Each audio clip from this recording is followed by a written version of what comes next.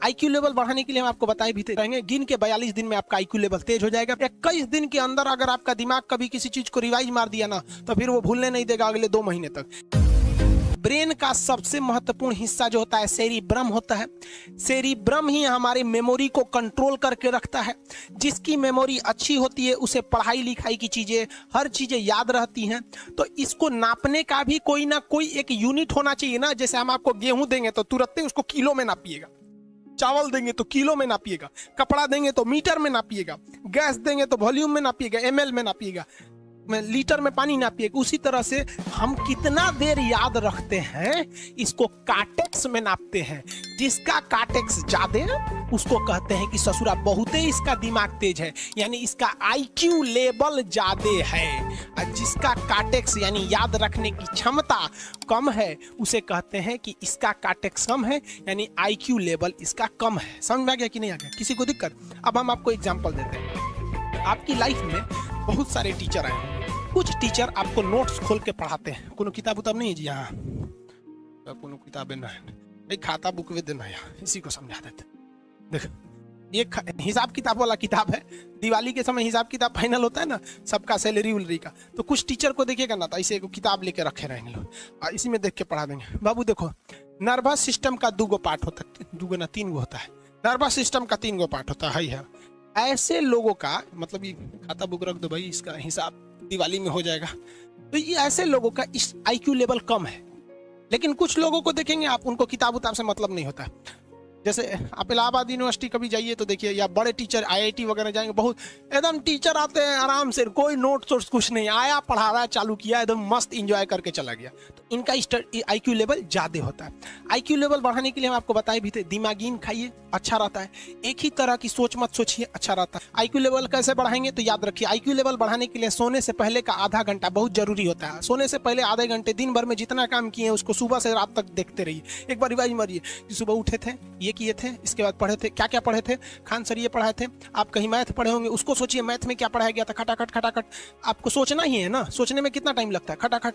तो अगर इसको रिवाइज करते रहेंगे, गिन के 42 दिन में आपका आईक्यू लेवल तेज हो जाएगा। फिर आप कहेंगे कि सर जी हमरो बिना किताब का याद हो गया। और अगर यही खत्म हो जाएगा तो क्या कहिएगा, आपका भी आईक्यू लेवल गिर जाएगा। आप टॉपिक भूल जाते हैं, मतलब आपके दिमाग में दूसरा टॉपिक चलता है।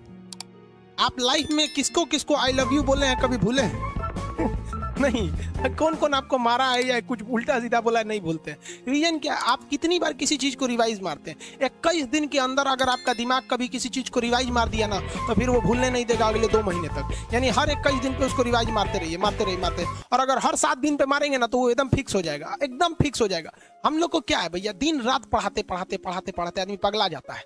इसलिए अब कोई नींद में भी पूछेगा, खान सर स्वायत्त तंत्रिका तत्व किसे कहेंगे? स्वायत्त में कुछ नहीं आएगा, ये आ जाएगा आपका सिंपैथेटिक और पैरासिम्पैथेटिक, बस यही आ जाएगा। क्यों इतना जल्दी जल्दी जल्दी जल्दी रिवाइज मारा आदमी कि ये हमारा सब कॉन्शियस माइंड में घुस गया है। सब कॉन्शियस, देखिए कॉन्शियस माइंड उसे कहते हैं जिस पर हमारा कंट्रोल रहता है।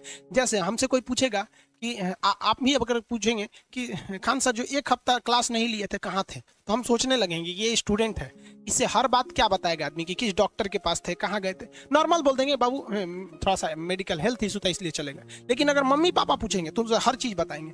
तो जो चीज हमारे कंट्रोल में नहीं रहता है वो उसे क्या कहते हैं, सब कॉन्शियस माइंड। जैसे कोई हमारा नाम पूछेगा, खटाक से बता देंगे खान सर, समझ में आ गया कि नहीं?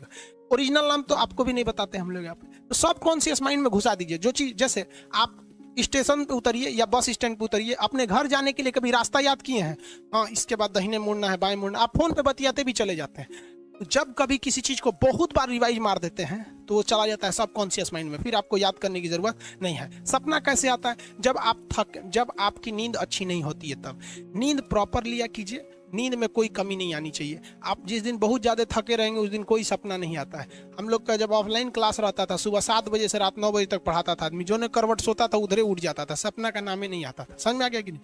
जब भी आपके बॉडी में ऑक्सीजन की कमी आएगी वो चीज़ दर्द करने लगेगा। जैसे आप दौड़ेंगे तो आप सांस ज़्यादा नहीं ले पाते, ऐसे लेते हैं तो बॉडी में सांस नहीं पहुंच पाता और हाथ पैर में आपके लैक्टिक एसिड जम जाता है, जिसलिए दर्द करने लगता है। तो जब कभी भी मेहनत करने लगेंगे या फिर दब हो जाएगा तो ब्रेन दर्द करने लगता है। दूसरा, कोमा क्या होता है? ब्रेन हमेशा वर्किंग करते रहता है। अगर वो रेस्ट में चला गया तो उसी को कोमा कहते हैं। अब परमानेंटली रेस्ट में चला गया तो मरिए जाएंगे। बेहोशी में क्या होता है कि ब्रेन और स्पाइनल कॉर्ड का संपर्क टूट जाता है। ब्रेन और स्पाइनल कॉर्ड का संपर्क टूट जाता है तो उसी को क्या कहते हैं, बेहोश हो गया है। पानी उन्हीं छिड़केंगे ना तो स्पाइनल कॉर्ड में उसमें संपर्क जुट जाएगा, लेकिन ब्रेन और स्पाइनल कॉर्ड काम ही नहीं कर रहे हैं तो कोमा में चले गए। कोमा को हाफ डेथ कहा जाता है, आधा मरा हुआ व्यक्ति है। जो व्यक्ति कोमा में चला जाता है ना, कोई जरूरी नहीं है कि वापस आएगा ही आएगा, लेकिन बेहोश है तो कोई दिक्कत नहीं, पानी फेंकिए मार देगा। उसको कहते हैं लोग बिहार में, लोग दांत लग गया, फीट मार दिया, पानी फेंकिए सही हो जाता है।